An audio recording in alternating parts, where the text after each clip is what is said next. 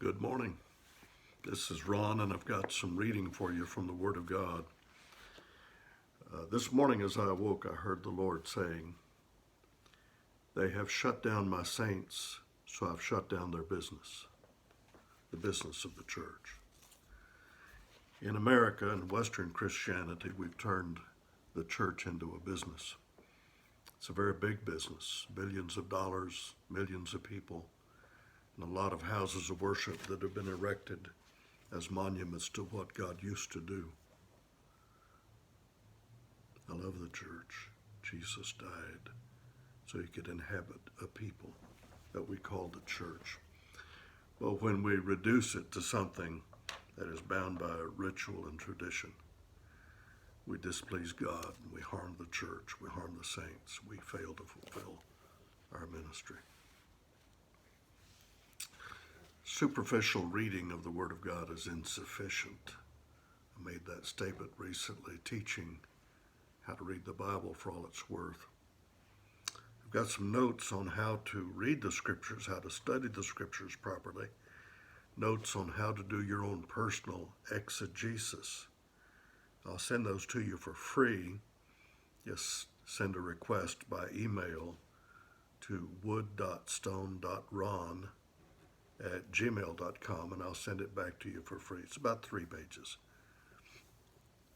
Now I'm going to violate sound exegesis by taking Scripture out of its historical context and telling you something that the Spirit of God is saying today, right out of the Bible, but it isn't the same thing as what was said in the Bible. In Ezekiel chapter 34, by the way, I do that because I'm not just a teacher of the Word of God, I'm a prophet. And I hear what the Spirit is saying, and I have to say it to the church. We all need to be hearing what the Spirit is saying to the church. If you disregard what the Spirit is saying to the church, then there are no prophets in your world anymore. There are merely teachers of the letter of the Word, of what God used to say. But in Ezekiel chapter 34, God says, "The word of the Lord came to me, saying, Son of man, prophesy against the shepherds of Israel. Prophesy and say to them, to these shepherds, Thus says the Lord God, Woe, shepherds of Israel, who have been feeding themselves. Should not the shepherds feed the flock?" He goes on with some really strong indictments against the leadership. About 7, 8 years ago, I had a vision upon awakening in which I saw a document drifting down from heaven, and it was a legal document. It had a court stamp on it. It was in the format of a legal document, and they have to be just so if they're going to be filed in a court. And it was an indictment that was issued against the fivefold ministry, against pastors and teachers, evangelists, preachers of all kinds, apostles, even prophets. It was a frightening indictment, and the indictment was failing to equip the saints. Now, I want to tell you something that's tough for me to say because I've spent my life serving the Word of God and serving the church. By and large, the church, as it's formatted and structured today, fails to equip the saints. We have great preaching, great music, great facilities, great programs, but it's all designed to keep the saints parked on the pew and making donations and occasionally showing up. It's not designed to equip them for the work of the ministry.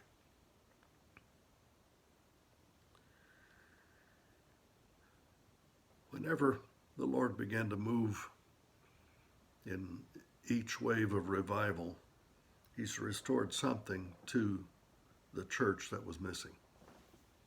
20 years ago, after the Lord had finished restoring teachers, prophets, evangelists, apostles, real shepherds, after all that had been done, the next era was to be the season of the saints.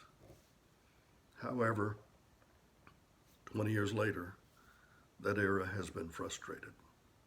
It has never been fulfilled. Business as usual, the easy way to make a living as a preacher, the co-opting of the mission of the Great Commission, the failure to make disciples and to train people to do the work of the ministry, all of that has now risen up before God. The Lord says, you've shut down my saints, so I've shut down your church. We need to hear this frightening word and repent. This is Ron Wood. Send me that email requesting how to exegete the scriptures. I'll send it back to you free of charge. And then tune in next time for the next installment of this word. Bless you.